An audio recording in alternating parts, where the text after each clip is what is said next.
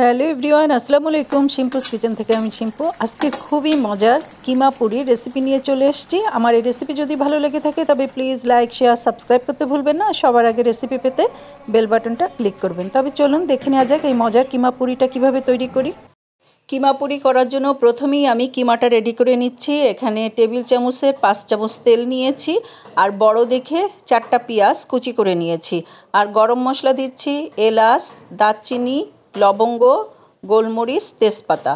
এগুলো দেওয়ার পরে আমি ভালো করে একটু ভেজে নিচ্ছি। আর ভেজে নিয়ে বাকি উপকরণ যেগুলো লাগবে সব দিয়ে দিচ্ছি। মশলাগুলো আমি এখন 4 চামচ মেপে নিচ্ছি।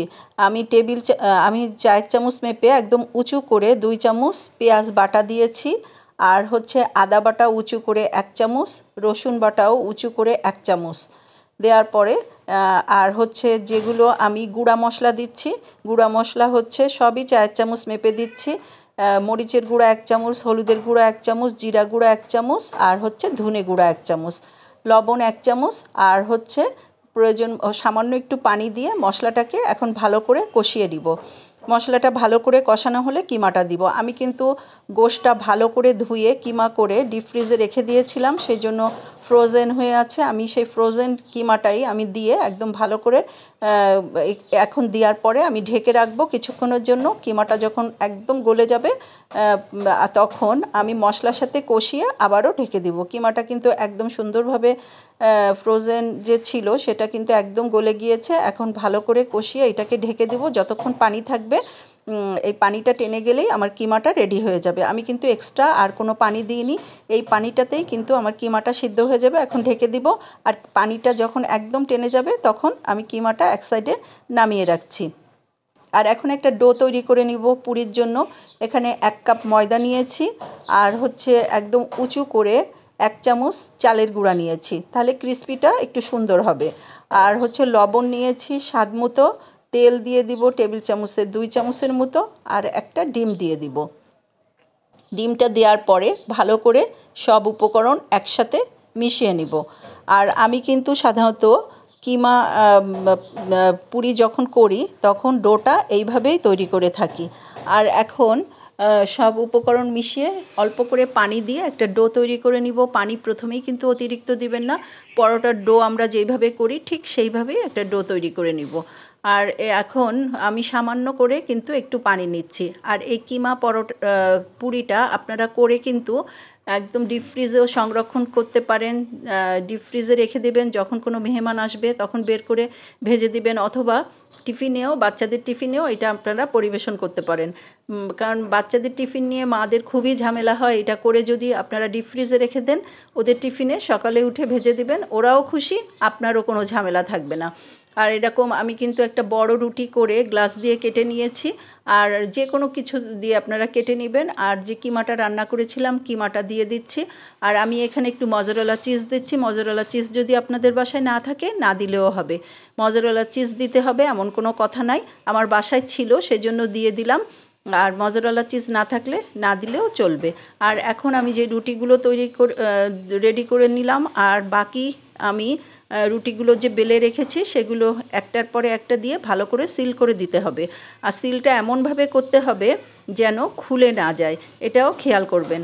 আর এরকম আমি কিন্তু সবসময় আমি বেশি করে ডিপ ফ্রিজে রেখে দিই। আর আপনারা যখন ফ্রোজেন হয়ে যাবে তখন একটা জিপলক ব্যাগে অথবা এয়ারটাইট বক্সে করে একদম রেখে দিতে পারেন, যখন প্রয়োজন হবে বের করে ভেজে নেবেন।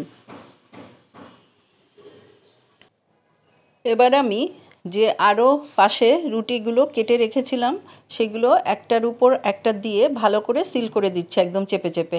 ভিডিও দেখে কিন্তু আপনাদের বুঝে নিতে হবে আমি কিভাবে সিলটা করছি।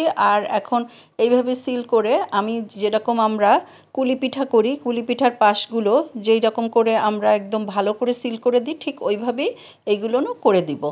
আর খেতে কিন্তু অসাধারণ হয়েছে। আমার মনে হয় যে এই কিমা পুরিটা আপনারা করে যদি যে কাউকে পরিবেশন করেন সবাই খুশি হয়ে যাবে। আর এগুলো এতই মচমচা হয়েছে যে যেহেতু আমি এখানে ডিম দিয়েছি আর একটু চালের গুঁড়া দিয়েছি, এই জন্য খুবই ক্রিস্পি হয়েছে।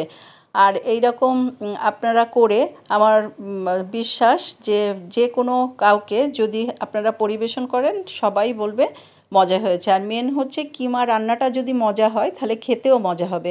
মাশাআল্লাহ আমার কিমা রান্নাটাও কিন্তু অনেক মজা হয়েছে।